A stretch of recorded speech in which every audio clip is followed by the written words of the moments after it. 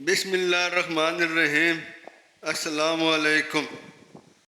حضرت اسحاق بن کعب بن عزرہ رضی اللہ تعالیٰ عنہ اپنے والد سے روایت کرتے ہیں کہ حضور صلی اللہ علیہ وآلہ وسلم نے فرمایا، علی کو گالی نہ دو کیونکہ یہ اللہ کی پہچان کی دلیل ہے۔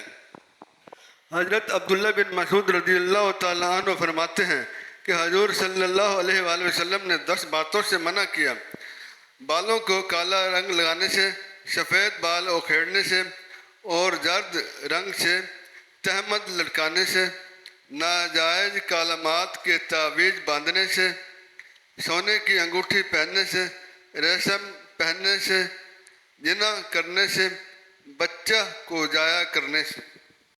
حضرت ابو سعید خدری رضی اللہ تعالیٰ عنہ فرماتے ہیں کہ حضور صلی اللہ علیہ وآلہ وسلم نے فرمایا، جو کوئی کسی مسلمان بھائی کے عیب پر پردہ ڈالے، اللہ پاک اس وجہ سے اس کو جنت میں داخل کرے گا۔